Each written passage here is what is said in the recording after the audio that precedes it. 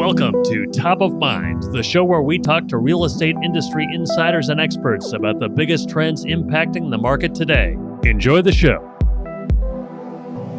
Mike Simonson here. Thanks for joining me today. Welcome to the Top of Mind podcast. This is where I talk to the smartest leaders, thinkers, and doers in the real estate industry. For a couple of years now, we've been sharing the latest market data every week in our Altos Research Market video series weekly. With our new Top of Mind podcast, we're looking to add some context to the discussion about what's happening in the market from the leaders in the industry. Every week, Altos tracks every home for sale in the country, all the pricing, all the supply and demand. We analyze all the changes in that data and make it available to you before you see it in the traditional channels. People desperately need to know what's happening in the housing market right now. It's been so hot, so competitive, and now suddenly the landscape is changing. So if you're in the business and you need to communicate about the data, the changing data to your buyers and sellers, then visit altosresearch.com and book time with our team, free consultation, and we could talk about the local data in your market and how you use the data in your business. Okay, so without further ado, let me introduce my guest today, Mike Greene. Mike is the co-founder, CEO of ResiShares. Mike's fascination with the housing market began with a guest lecture in his undergrad economics class by Nobel-winning economist Robert Shiller. The lecture focused on Shiller's home price indices, which first drew attention to the possibility of liquid, geographically-based investment products. And we're going to talk about Shiller today because I have some good Shiller stories. Over the past 15 years, Mike has worked as a trader at Bocage Capital, later at HouseCanary, where he witnessed the emergence of the single-family rental ecosystem. And that convinced him that the world is ready to see Shiller's challenge of how do you really do liquid investment products in real estate. Challenge accepted. So Mike is now the founder and CEO of ResiShares, a real estate investment fund with a unique technology edge and an innovative approach to finding the best investment opportunities. So Mike, welcome. Thank you, Mike. This is gonna be like that scene in Spies Like Us, with us calling each other by the same first name the whole time. But I think we'll figure it out. Yeah. Roger. Yeah, exactly. Exactly. Yeah.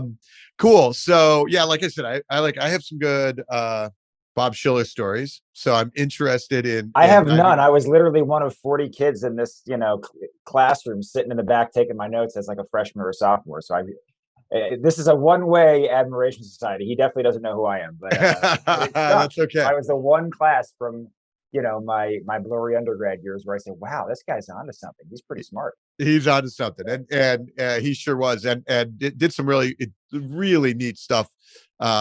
Irrational exuberance is terrific work. Okay, so let's start though. Tell us about ResiShares, why it's cool, what you're doing. Absolutely. So I think your intro summed it up nicely. What our long-term vision is, which is to create an opportunity for more people to gain exposure to the equity piece of the housing market, and have that kind of more broadly investable, tradable, et cetera, which I think just solves a tremendous number of social and financial problems.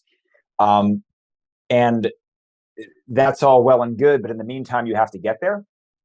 And this is a big asset class, and it is big in every dimension. So I think what's somewhat unique about us is that we have these kind of grandiose prop tech visions, but I think we're very realistic, or hopefully realistic, about how long and hard the slog is going to be to achieve that vision. So our path to market has been very non-traditional. We did not go out and raise a bunch of VC money and kind of build a website or a trading game or something to get customer interest and kind of live round to round. We were always somewhat afraid of that VC ecosystem. So instead, we are applying what we do. You mentioned this idea of a unique way of buying real estate and trying to find outperformance opportunities to the current problem at hand, which is now there are a lot of institutional investors who are trying to get a piece of this business, and limited supply of folks who know how to do it. And we're fortunate enough to have some capital partners who believe in both the short and long-term visions and believe that we can help them kind of achieve alpha in their real estate returns in single family. So we are working on doing that for them, making some good investment decisions over the next couple of years, and eventually finding a way to parlay that into our long-term goals. So you're buying houses. We're buying houses. That's a much clearer way of explaining. We're buying houses. That's what we're doing. Yep. So you're buying houses, and you're buying houses for institutional individual investors too. We do have a small fund for individual investors that is closed now, so definitely not out there pitching it. But predominantly we're working in partnership with institutions. Got it. And you mentioned solving social and financial problems as part of that. Sure. Tell me about how buying homes for institutional investors helps solve social and financial problems. It most certainly doesn't, except to the extent that it allows us to achieve those kind of long-term objectives of increasing liquidity and accessibility. Okay. So look, in the long run, the vision is we open up kind of secondary trading into some series of vehicles that consolidates homes at a level of abstraction that people understand. And what I mean by that specifically is you might be at a backyard barbecue and folks probably aren't going to say, I think the Case-Shiller 20 is going to go up 6% next year. National home price, the Freddie Mac index is good. No one's talking about national home prices. Similarly, while you certainly may be talking about your neighbor's house down the street that just sold for a bunch of money and what that print does to kind of support the value of your own home, you're not saying I want to buy this or that house as an investment necessarily. That's a level of specificity that people, I think, unless they're in the business, probably don't want to take on. And not to mention, like, it's a job. Operating a house is not easy. Ask me how I know. What you might hear someone say, though, and living in the Bay Area over the past almost 20 years now, I heard this conversation a lot because the arb got so wide. You might hear people saying, everyone's moving to Dallas, everyone's moving to Austin, everyone's moving to Denver, everyone's moving to Seattle. That market's hot. How do I get involved with that?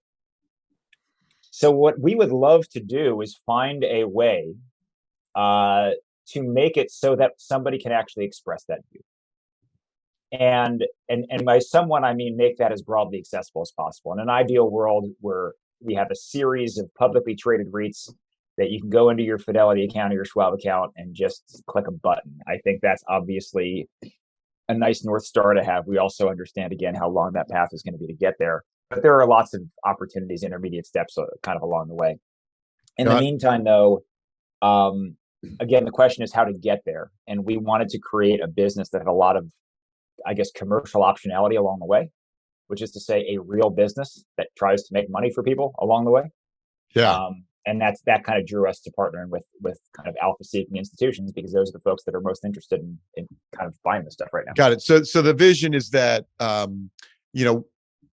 I, as an individual or investors in general, we need to be able to say, like I appreciate that Austin is a great market. I live in San Francisco and need to be able to have exposure to Austin. And therefore a vehicle like a publicly traded REIT would be like, here's the ResiShares Austin REIT. Is that ultimately the vision, what we'll see? Yeah, absolutely. And I think that solves some financial problems. And when you talk about social problems, because we get this question a lot, like, aren't you just kind of exacerbating the lack of supply? And I would contend that I'm agnostic to whether somebody buys or rents their home as long as they live in one. The only thing that exacerbates lack of supply is a lack of building. I think it is probably, especially in a world that we now inhabit, unrealistic to assume that everybody is going to want to take most of their net worth and stick it in their house. I think 2008 taught us that that's probably not prudent for most folks. People forget those lessons, and now everyone's saying the opposite. Oh, I need to buy a house. I need to buy a house. It's like, well, sure, it's because it's been going up. If it starts going down, we have the opposite problem, and that's really where this idea was hatched in 2010-ish. So I think the idea of fractional ownership of real estate is a great one. There are a lot of companies out there trying to fractionalize individual homes. There are a variety of reasons we don't love that business model. So we're just trying to offer fractional ownership and something a bit more diversified and a bit more understandable by the average person. That's great. Okay. So as an investment vehicle, it gives me exposure to a region, in a region of housing, and then allows me to bet on the future of that region.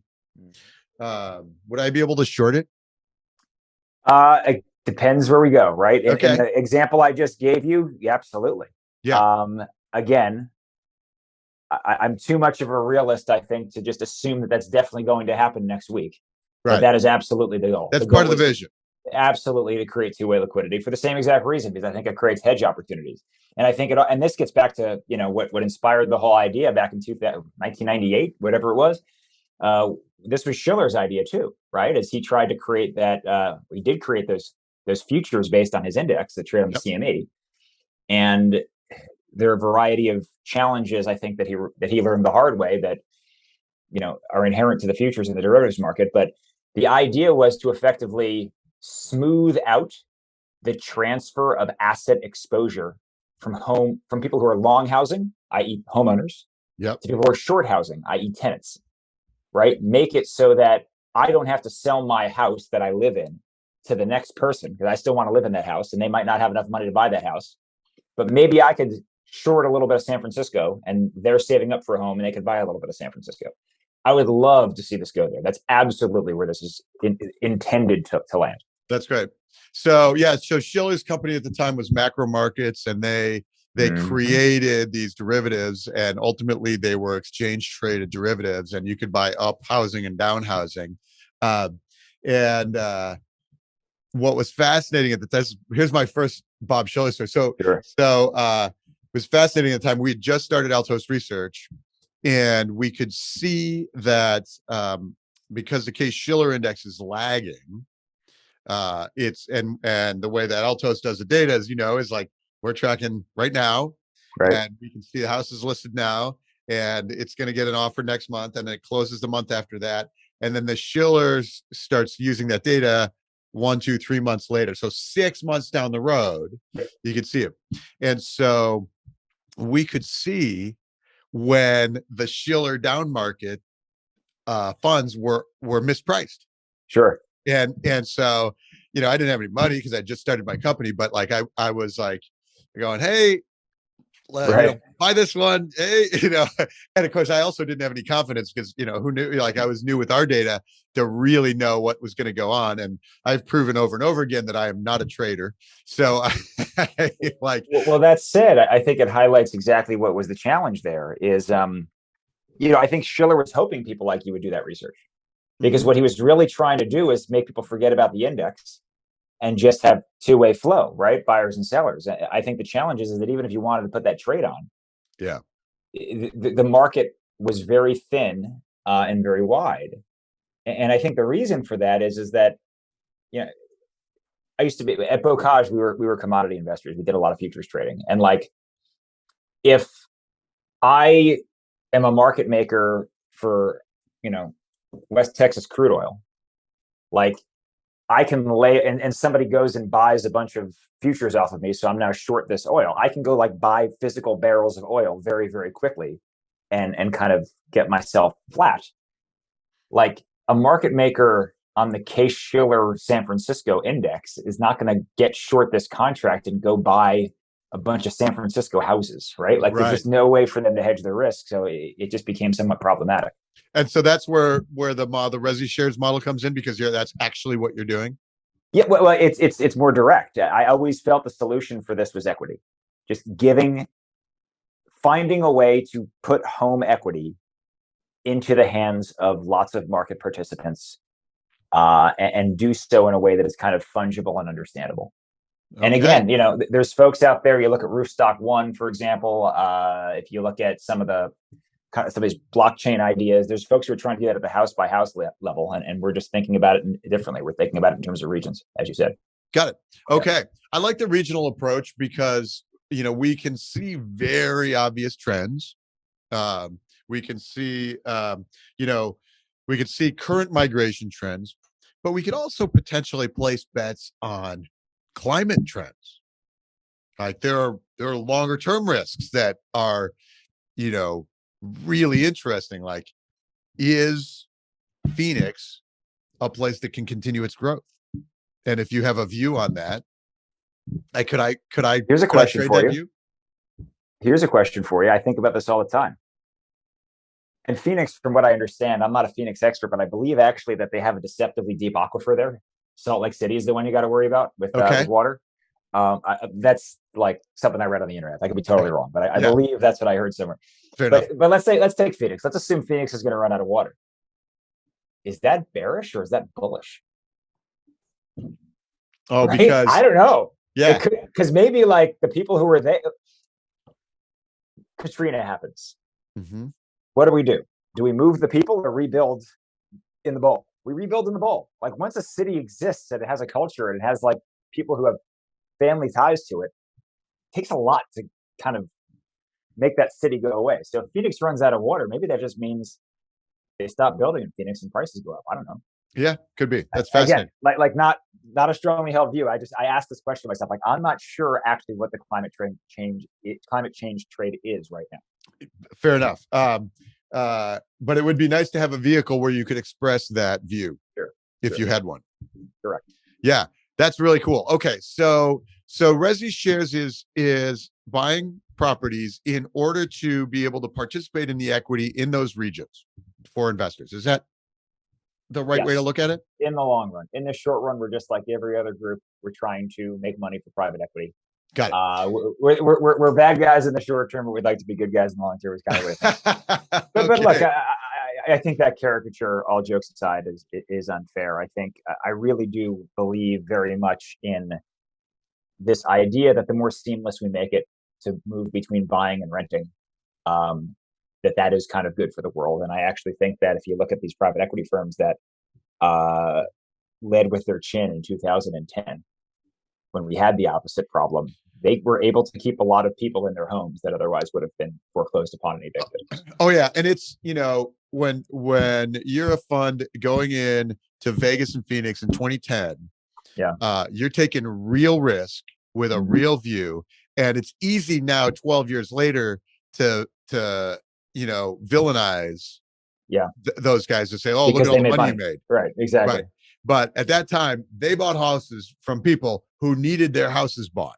And they had financial incentive to keep those people in their homes. As renters, I get it. Like there's a cost for liquidity, but it prevented a lot of disruption. And now if you look at like what's happening in the build to rent world and everything else, like these people are sparking supply, and what we're short of is supply. So like at the end of the day, I do think a lot of these guys, and obviously I'm biased because I've been working with them for the past 5 years. So these are my customers, my friends, and everyone else. But like, I really do think in many cases it is an undeserved bad rep because these folks are providing housing for people. Like that's it.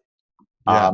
But all that said, I think it's worth mentioning that where we are applying our talents right now is not necessarily to the market structure side of this business. It's to the finding houses in growing areas and operating them very well. Yeah. So you have an operations group. Are you doing the operations? We are quarterbacking the operations. The way I like to think about it is at this point, we are neither raising money nor hammering nails. We're kind of an intelligence layer in between those two functions. Okay. So obviously that is very heavy on the acquisition side because that's where, as you know, you make money on the buy, right? Yeah. So our goal is to help folks make money on the buy. But also you make money on the rehab and you make money on the lease. And we do have kind of an in-house, very talented kind of head of field operations who coordinates all of that construction, builds the design spec, everything else. And we have similarly, we underwrite all the rents. So when the leasing agents who are not employees of ours go out and get these things leased up, they are doing so under our instructions. That's great. So how far along are you? We started launched the company during the biggest boom ever. So, so Well, how it's far funny. along is? We launched the company in July of 2020, right? Mid-July of 2020. And the idea was, you know, how am I ever going to get anybody to trust me on real estate calls when I made this one? The idea was, oh, everything's going to hell in a handbasket. It's a great time to buy real estate, so I should start this business now. That did not work out quite the way we thought it would. But here we are. By that point, it was too late to turn back. So yeah, we certainly didn't see that boom coming. We saw a boom coming over the next 5 to 10 years because we, like everybody else, noticed that you had this short supply. I think our somewhat out of consensus view for years has been, which has become consensus now, is that millennials, whom 10 years ago everyone said were going to raise their children in cities because they were just generationally different than anybody who preceded them. Well, I think folks were just looking with 2020 hindsight, and when those millennials were 32 instead of 22, they wanted to move to the suburbs just like their parents did. So we absolutely were built up on real estate, but in the short term, we didn't realize it was going to happen so quickly. So you were bullish, you started the company, you're like, next 5 to 10 years is a bull market for real estate. We have the demographic tailwinds. Mm-hmm. We have structural shortage in supply. Mm-hmm. The market's changed a lot. Do you still hold that view? Yeah, no, I absolutely still hold that view. It's just playing out very quickly because I think that that's no longer an out of consensus view by capital, right? And I think that this is what's interesting about residential real estate is it's, no matter how much you hear about private equity piling in, this is still a market that is dominated by retail owner occupants, right? Who are not, obviously they want a good deal. No one wants to overpay for something, but at the end of the day, they're buying a house to live in that house. Right. Or buying that house for as I have one or two investment properties. It's like 90% of the investor properties are owned by individuals with 1 to 4 homes. Yeah, no, that's right. And I haven't seen the updated stats. Like the last stats I saw were from 2017 to 2018, but it's I trust your numbers are accurate. Yeah. So I guess the point is that once that becomes the consensus view of big money, it's also kind of necessarily becomes that view gets incorporated into mom and pop as well, because they are now competing with that big money to buy houses. So I guess my view is that a lot of that demand got pulled forward. But the flip side is that inventory and supply were so tight that the pulling forward of demand does not necessarily make the future less bright by any meaningful amount. I was actually having this conversation with a buddy of mine this morning. He was talking about the way that housing prices went berserk in like the Lake Tahoe area, with everybody going to remote work from the Bay Area. And he said, oh, that's going to come crashing down. In the next 12 months, it's going to be back to exactly where it was. I said, I just am not sure about that, because it went up a lot, but it did so on a volume of maybe 1,000 homes, 2,000 homes. It's not like the whole housing stock is turning over. So this is just not a market that's at all like the typical financial markets. It's going to have these kind of massive fluctuations. I think this absolutely could just be a reset. And I think it's just a function of policy, and it's a function of, much larger questions than just, oh, it was up, now it's going down. Okay, so it could be a reset. I have a couple of questions on your view there. Like, what's that reset look like? And in a world where we shift from infinitely free money to not infinitely free money, how does that change? How does that change our dynamic here? Yeah. So first of all, I'm going to give a disclaimer here. The macro keeps us up at night. We spend a lot of time looking at it, but it's not what we do. I would not claim to have any edge in predicting the macro better than anybody else. At the end of the day, our goal is to find the neighborhoods that are outperforming relative to their peer neighborhoods, and find the assets within those neighborhoods that are, kind of operationally the right assets. Okay. So the last thing I'd say on that is, if I really had a great macro call, I'd be trading treasuries instead of houses. They're a lot more liquid. I'd make a lot more money. I say the same thing. If I knew where interest rates were going, I wouldn't be in the real estate data business. I'd be in the interest rate business. Exactly. So with that caveat, this is just my view and not the view of ResiShares. Look, I think what we see day to day is that the homes that are quite clearly the most supply and demand imbalance, which are the ones that we and many of our peers are aiming for, it hasn't slowed down one iota, not a bit. It is exactly the same market we were in, last August. Interesting. Okay. Which is interesting. And I think if you were to take a look at your data, and I know this because I use your data, and cut it by that buy box, you would see the exact same thing in terms of days on market, Seattle list and all that good stuff. I think obviously the data shows that home sales are slowing, which is what you'd expect here. But I think if you looked at what happened in 2008 and where the pain was concentrated most acutely, it was concentrated in terms of price reductions. It was concentrated most acutely where the houses had the most leverage against them and kind of the weakest credit attached to those mortgages, by a lot. Like you had those kind of blighted, heavily foreclosed neighborhoods. If you looked at the areas of the country that at the time were kind of cashed up, if you looked at like the high-end condos in San Francisco and New York, right? Where people tended to put down the full 20%, where people still had good jobs, actual prices didn't dip very much. Now, if you had wanted to get rid of that condo at the lows of the market and you had no more than 60 days to dump it, you were going to get a bad price. But the median prices didn't dip that much because most folks just wrote it out because they could. Yeah. And I think what's interesting is people are coming into this, consumer balance sheets are so cashed up.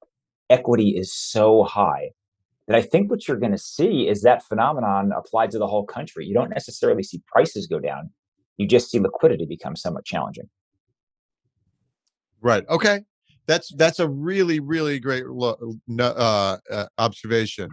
So if you got to sell, it becomes it's like if you're under pressure to sell, that's when you take your haircut. That's a really interesting view. And we talk a lot about price reductions, and we've been talking a lot about price reductions recently, and watching price reductions start climbing nationally, and they've been ultra few price reductions, and now we're rapidly approaching normal conditions. Mm-hmm. And in that in the bubble burst in that 2009 timeframe, we could watch the price reductions. Like normal price reductions nationally might be like a third of the homes take a price cut before they Mm-hmm. sell. Mm-hmm. And we could watch, if you do like a heat map on the Bay Area, you could look at like close in, like Palo Alto had 20% price reductions, and then one ring out was about 25%, and then another ring out there was about 35%, and then you got out to the like hour and a half long commutes, and all of a sudden it's like 50% of the market taking price cuts. Like you could see exactly where they were leveraged up and where the liquidity challenges were happening, because it was radiating out from the center. And so that goes to your like which neighborhoods are going to outperform. And I think you're going to see that. And this is obviously self-serving, but I do think that like neighborhood alpha is important here. I like it because, I've been relatively bearish on the Bay Area and my neighborhood in particular for, 5 years now, just because it certainly ever since the 2017 tax bill came in, I thought that was obviously going to cause out-migration and prices to go down. What's funny is you saw the out-migration, but prices have accelerated higher.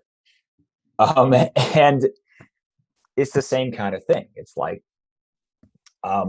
if somebody in my neighborhood is going to sell their house to kind of monetize this huge rip that you've had, inherently they have to buy something else or rent something else. Like if you're making a purely financial trade, I guess I could sell my house and lease it back. That's pretty bold. Most folks aren't going to do that. Yeah. So then if I'm selling my house, it's like, I got to move somewhere. So the only thing that I think causes the mass wholesale like dumping of houses is true financial distress, where people have to. Yeah, exactly. And so then the question is like, do we get in an economic scenario where we have true financial distress? Right. And that's above my pay grade, whether that's coming or not. Oh, look, you're seeing it. You're definitely seeing financial distress, but it's a question of, relative versus kind of absolute. Like relative financial distress is, I was a Bitcoin millionaire, good for me, and now I'm not, bad for me. Absolute financial distress is like, which of my family vacations, which of my kids' sports, whatever, which of these important lifestyle things to me do I have to get rid of to eat, right? Yeah. Like we're not anywhere close to there yet. Right. At least amongst homeowners, we are. I don't want to minimize the challenges folks are going through at other ends of the pay scale when inflation is what it is, but certainly amongst homeowners right now, for the most part, I don't think you're there yet. Yeah. That's super, super interesting. I love the concept of neighborhood alpha. And in like, we can really start to see it in these times, like in the boom times, everything was booming. And maybe in these reset times, we have some that reset less, maybe. Sure. What else do you think about reset? What does reset mean to you?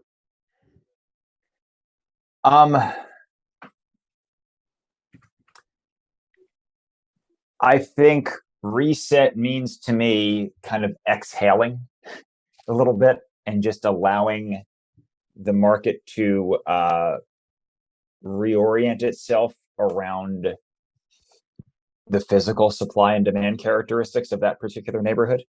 But again, I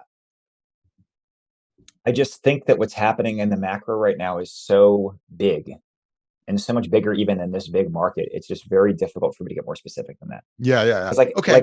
Like I have strong opinions weekly held here, right? Like I'm making these calls, but like if 12 months from now we do have some sort of massive crash, I'm not going to sit there like terribly shocked. Like I don't think that's going to happen. Everything I'm looking at, just because even this market is a discounting mechanism, and I think everybody can see that supply and demand is so favorable in real estate that it just should be able to ride this out and continue to go higher. But like, I think deglobalization is a bigger deal than the real estate market. I think what's happened with the Fed is a bigger deal than the real estate market. And these are all things that I don't necessarily have any edge in making the call on. Right. So deglobalization, but also does the work from home trend, does that impact your view of neighborhood alpha? Absolutely. And what do you think about the work from home trend? I will tell you that, look, we started during the pandemic. We don't have any offices right now. Right. We're about to get our first 2 offices, one in Dallas, one in Oakland. And, I've designed this whole write up, this little memo about what that means to go to the office when you work at ResiShares. And let me tell you, it's not everybody shows up 5 days a week, because I would lose half my team. Yeah. Nor should it necessarily be. Half my team are programmers and data scientists, and they work better alone. They just do. They don't want me bothering them every 5 minutes because, I'm a chatty guy and I'll walk by their desk. So it's also not necessarily working from home permanently, but it's working from home enough that we have a guy who works out of the Boulder office and lives in Breckenridge because it's nice there. And that's fine. It's a 2-hour drive and whatever, right? You come in when you come in, and we have to organize around that. Now, I will be the first to say that if there is a set of established best practices about coming into work, this hybrid work, I don't know it. I think it's still new. I think folks are still figuring it out. I think there are a lot of vested interests, folks who have invested hundreds of millions of dollars into custom TIs in their office and or own their own building, who really want everybody showing up. But I think that that's going to be a millstone around their neck, and folks who do figure this out are going to beat them at their game. So I do think the extent to which work from home affects residential real estate and is another tailwind for SFR, I think that's permanent. I think that's absolutely permanent. And you view it as a tailwind for SFR in that people are going to be able to live further, a 2-hour commute rather than. Absolutely. And I think, the data over the last several years has reflected that, right? Nothing has ripped faster than the quality housing in a good school district 45 minutes plus away from the city center. And like it's happening everywhere. It's not specific to San Francisco. It's happening in every city in the country. Right. Where are you guys buying most right now? Where do they, can you give us any without giving away the secrets on the neighborhood alpha? Can you give us some characteristics? I can't give you the secrets because that side of our business is all quantitatively derived. So okay. That's again, my opinion, like I said, does not reflect what we're actually necessarily doing. This is my job is just to pull the business together, and all of these observations just come from having a loud mouth and looking at a lot of data all day. Yeah. But look, I think that's what I do for a living. Exactly. So I guess the long and short of it is we are long-term bullish on SFR. We are opportunistic, and if it does slow down for any particular reason, we would certainly be an opportunistic buyer of the good stuff. The good stuff being defined by a long list of characteristics that may or may not have anything to do with what your average realtor or kind of buyer cares about. But I will also say that we have not seen those opportunities yet. Like right now, this market is all systems go, miraculously enough, because I think every other investor is making the same call we are, which is that there's still more people who want to live in houses, whether they buy or rent, than there are houses for them to live in. That's really, really interesting. Because I, as living in the data and in my social media world, like what I publish out is, like we can see things slowing, but it's hard to have this conversation right now. It is hard because we can see price reductions increasing rapidly. We can see inventory climbing, inventory year over year gains. But inventory is still less than half of what it was even 2019, like the last year pre-pandemic. And so in that sense, it's still nuts. We track what we call immediate sales. And these are houses that get listed and go into contract essentially immediately, hours or days. And it's been surprising to me that there are still a lot of immediate sales happening. 23% of the homes listed last week went into contract essentially immediately. I mean, I think that's exactly the phenomenon that I'm seeing as an operator is, it's funny. We are seeing a lot more stuff that's been on the market for 20, 30, 40, 50 days than we used to. Yep. We don't want to buy any of it for the most part. Like for the most part, the stuff that is priced right and is good housing stock, if we don't get the offering within a couple of hours, we feel disadvantaged. We don't even get a call back from the listing agent. Yeah. To tell us why we lost. But the stuff that is mispriced, or the stuff that is a poorly done unpermitted garage conversion, or something else structurally wrong with it that like the smart kind of buyers don't want to buy, that stuff is sitting on the market. I think this idea of buy me a house with a door at any price, that's gone. That's gone. But you weren't buying that anyway. We weren't, but people were. I guess people were. And now they're really not. Yeah. But they're still buying stuff that's priced right, like this. Yeah. Yeah. That's fascinating. It'll be fascinating to see, if over the next 6 months, if we or 8 months or 10 months, when we roll into a recession, if that changes. Does your model change in a recession environment? Yes, but again, I can't tell you how. It's all the folks who are smarter than me who kind of figure that out. Our models are tested through as many housing cycles as we can go back and see in the data. So we've trained them on 2008. We've trained many of them on the early 90s as well. The goal is to buy things that have some level of resistance to a turn in the cycle. I think the recession is an interesting one. What I'd be looking for in a recession is what happens to rents, because rents have not gone up as fast as prices, but they have gone up quite fast. And if you look at 2008, rents actually didn't have a single blip, mainly because there was all this new renter demand by everywhere that got foreclosed on. Well, this time around, if you don't have those foreclosures, which I don't think you will have, right, people just have less money. Does that slow down rent growth? Almost impossible to prove the counterfactual, because rent growth, I think, rent has so much to grow that even if it just if it grows at 5% instead of 8, why did that happen? That's still quite good, right? So yeah. Yeah. So yeah, and rents certainly still super strong right now. So investors have no incentive to unload their properties. They're locked into those super low mortgage, and rents are high and climbing. So we certainly haven't seen any pressure on that side yet. Yeah.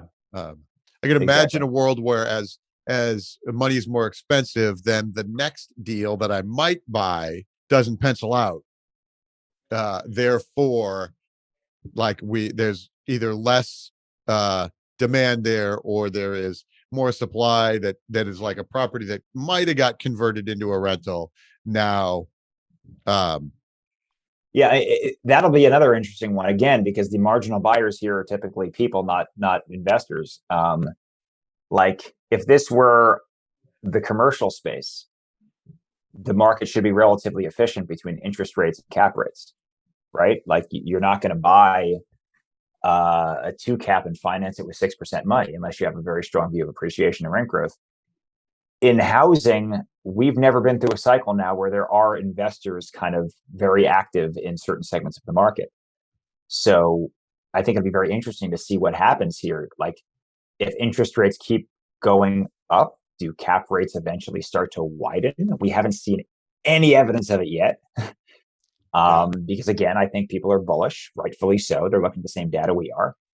But it would tell you, if that were to happen, that certain segments of this market are starting to become more commercial markets. Yeah, that's fascinating. Do you you have a pretty bullish view of the market? So it sounds like pretty bullish view of the market in terms of appreciation, because of the structural challenges, the low supply, high demographic demand. Mm-hmm. So do you see risks that we're not talking about? Definitely see risks. Let me try to think if we're not talking about it. Yeah, I think the biggest risk I have in my mind, I think, is bigger than the real estate market. I think all of the risks that keep me up at night are the ones that the unknown unknowns, the things that I couldn't possibly have an enlightened view upon. Deglobalization being chief among them. I worry, and that is a bigger problem than just real estate. Like we have been deglobalizing rapidly. There was already kind of, I think, global sentiment was turning against the Washington consensus, so to speak, for years. And then COVID just accelerated that. And I don't know when that stops and turns around. If it takes 30 years, like it took 30 years to go the other way, that would be terrible. Right?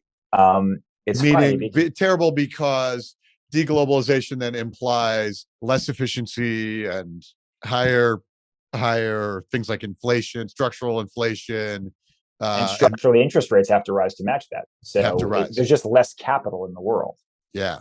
And not to say that the way that we've operated and kind of the capitalism that we've chosen hasn't had its excesses, but like there's a lot of baby with the bathwater fears that I have here. And, you know, at the end of the day, I don't know that everybody sees the world the way that you and I do on this. And like they see inflation, they say, oh, it's Joe Biden's fault. It's like, no, this is a bigger deal than just the president or something. This is so I the idea that humanity may have to go through that valley of pain to understand that we should not be turning our back on everything we've built over the past 70 years.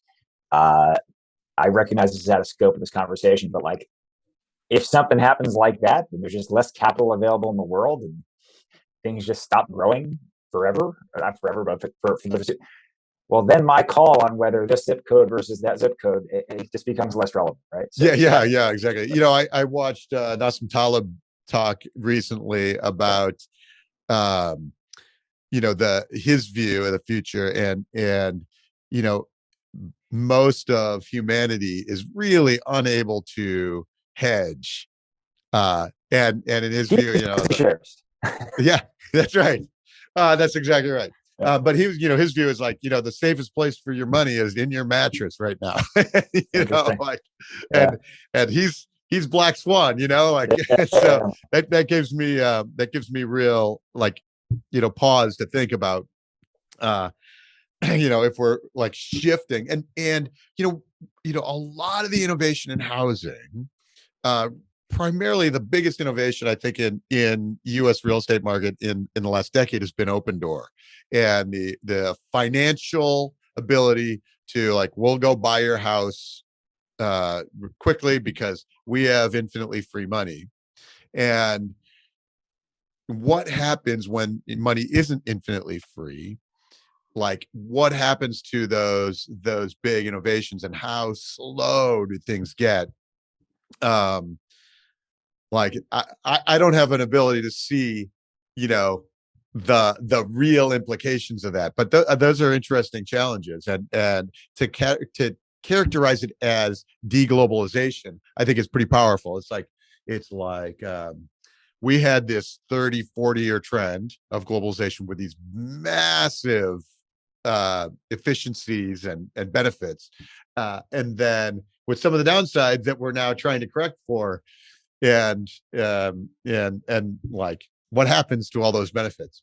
Yeah, what happened? Everybody who decried how Walmart came into their town and messed up Main Street, now they're paying Main Street prices. I mean, they're seeing how much they like that. Like, let's not forget that a working class family could walk into Walmart and get everything they needed for a small percentage of their paycheck. You take that away, and suddenly it's like, you sure this is what you got, guys? Yeah. So, yeah. What do you think in terms of inflation? Obviously inflation's biggest economic story of the day. Does that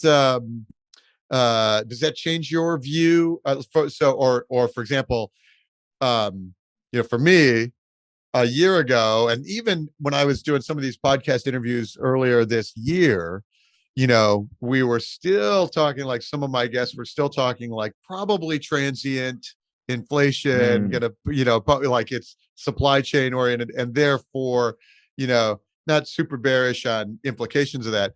It seems like we're still accelerating inflation. And what does that mean to you? So I have kind of a weird, maybe overdetermined view of inflation that I'm sure real economists can scoff at, but this is just my way of digesting it and kind of grokking what it means. I've always felt that inflation, to the extent that it matters economically, is just another word for, like, scarcity. And what I mean by that is, when the stuff people buy a lot of is relatively scarce, the price of those things goes up, and you have a certain amount of inflation. So when 10 years ago, when CPI was at, like, 0.5% or something, no, there's no inflation. We got to jack up inflation. And I was living in the Bay Area saying, I recognize that the San Francisco CPI is technically whatever percent, because the way you define that basket has in it, like, computer chips or cars or other things that, like, I actually don't buy. But my rent is certainly inflating a lot faster than that. The cost of, a drink at the local bar where all the other kind of finance and tech people hang out, that's gone up quite a bit. So in my personal CPI basket was experiencing a tremendous amount of inflation. And now I almost feel like that's just kind of expanded everywhere else now. So all inflation is transitory. And it's specifically transitory, right? It's going to end at some point. It's going to shift to a different sector at some point. Even in the middle part of the last decade, when the price of stocks was going up because the earnings multiples were going up, it's like, well, investment opportunities are scarce. That's where we're seeing inflation. That's where that monetary, pig in the python is moving. So to kind of answer your question a bit more specifically, right now, what's scarce is food, energy, and shelter. And if we continue to deglobalize, none of those problems are getting solved anytime soon. The only way to really kill inflation, I don't care what the Fed does. Oh, actually, that's not true. There's two ways you kill that inflation, only one of which the Fed has control over. Right. More supply or less demand. The Fed can kill demand. Raise interest rates to 10%, cause a recession, inflation will go down because no one will be buying anything because no one will have any money. But to really give people the feeling of prosperity that they want, what you need to do is increase supply, which means, more oil, more renewables, more food grown domestically, or more relationships with partners who are willing to trade freely with us to provide us with those things. And same with the precursors to housing, including labor, which means we have to open up immigration, which nobody seems to be excited about anymore. So, like, the structural things that are making inflation go up are outside of the Fed's control. It's geopolitical or domestic political. Really neat. That's I love the big thinking. It's really fun to it's fun to explore it, right? Because we can sometimes be in the, in the neighborhood and the dynamics of the local dynamics of housing, but there's some really big economic shifts happening in the world, and like those are coming to play, and they may be changing fundamental assumptions that we've grown up on. I've done Altos research in the last 16 years, and like there've been some big changes in there, but the fundamental assumptions have been basically the same throughout there. The last time we had this kind of inflation, I was in diapers. Like, this is really something that, and I'm older than most people in the workforce, right? So like, this is really your point on challenging fundamental assumptions is very clear. A lot of people just don't know what this feels like. Yeah, I've certainly never run a company in an inflationary environment. Yeah, exactly. We've never raised prices on our customers. Like that's an interesting thing. Okay, let's do. We're coming up to the top of the hour. Let's where do people find more about ResiShares, or you particular? Is there something you want them to? Are you writing stuff? I love the stuff that you write. You do investor updates and stuff, and it's super fun. Where should people find you? So, we're not marketing right now. Like I said, we kind of have our capital partners and we're focused on execution. But we intend to broaden the scope of our offering very, very broadly at some point over the next decade. Very open-ended. So I would say, by all means, check us out if you're curious. You're not going to find all that much. But watch this space, because we hope to become a household name at some point. If you are interested in being in the newsletter, I haven't written in a little while because we've been so focused on execution, but I do intend to start again. It's called ResiWrap, and you can go to resi-shares.com and navigate over to ResiWrap and sign up. And I promise at some point you'll actually get an email or two, but not 200. Great. Resi is RESI, resi-shares.com, and then you can jump on the newsletter there. Exactly. That's terrific. Yeah, I love the newsletter. I love it. I'm glad. Thank you very much. Yeah. Okay. Mike Greene, thank you so much for joining us on the Top of Mind podcast today. I really appreciate your thoughts. I love getting the different perspectives. I love the concepts of neighborhood alpha. I love thinking about, 2008 as a leverage crash, and we are significantly under leveraged right now. I'd love the insights about where the homes that are sitting around on the market now are already ones you don't want, and so the ones like the competition is staying for the good properties, and it's going to be really fascinating to see over the next 6 months, 12 months, if that continues, right? If that trend, if like the macro trends, the demographic trends, and the supply trends allow us to essentially stay hotter than you'd expect for, in a weakening economy. Like, does that continue to hold up? It could be really fascinating. A good friend of mine lost on a multiple offer scenario yesterday, and meanwhile I'm reporting on price reduction. So it's gonna be really fascinating. We get a K-shaped. How do we do it? K-shaped. K-shaped. There you go. Real estate recovery. Exactly. In real estate market. They'll be really, really fascinating. Okay. Well, thank you so much for joining me, Mike. Thank you, everyone, for listening. This is the Top of Mind podcast. I'm Mike Simonson from Altos Research. If you need to learn about the data every week, make sure you follow our YouTube channel. Subscribe at all your podcast places for the Top of Mind podcast, and join us again next week. We'll have another Top of Mind. Thanks, everybody. Thank you. Thank you very much. Bye. Thanks for listening to Top of Mind. See you again next time, and be sure to click subscribe to get future episodes.